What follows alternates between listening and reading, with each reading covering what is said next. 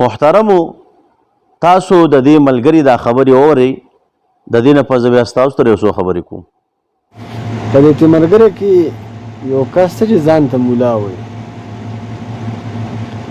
پرون د پی ټی آی پروګرام نه احتجاجي مظاهره و د عمران خان په حق کې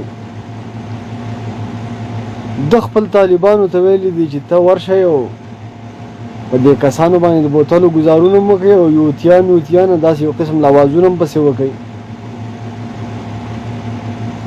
چې دا کسان مجبوره شي راشي په تاسو باندې ګزار وکړي یا ستاسو څه لانجه وکړي.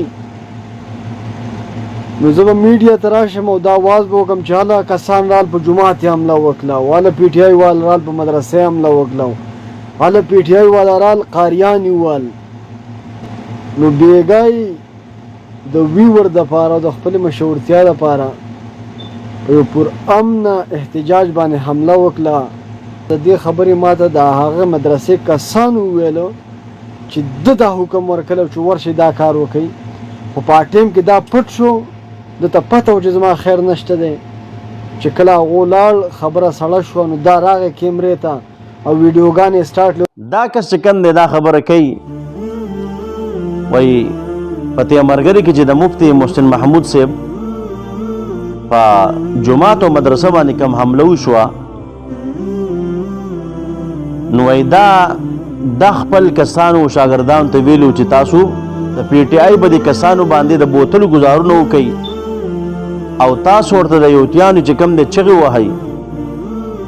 نو ځکه چې کوم دی د پی ټی آی دا امن احتجاج و خو د دغې وجې چې کوم دی هغوی دا کار کړی دی.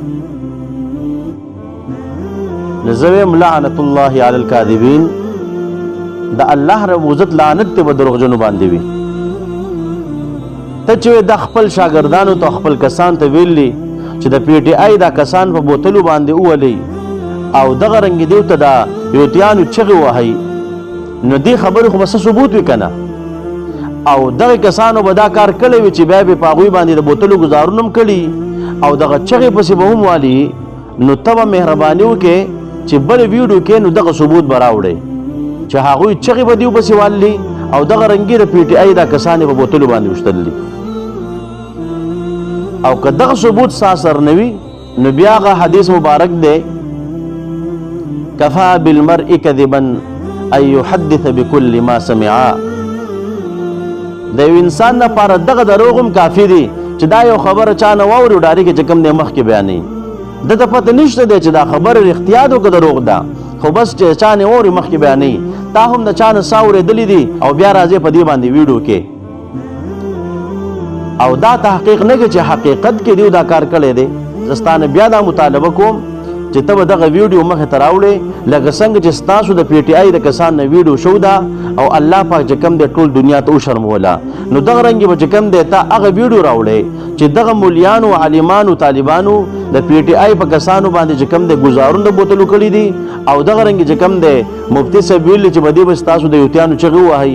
نو دغه چغې به چې کوم دی هم ماته راوښې د دې به موږ ته چې کوم دی ثبوت راوښې په ویډیو کې. نو که دیو دا کار کړی وي نو یقینا چې تاسو کوم کار کړی دی خیر دی بیا موږ څه نه وایو.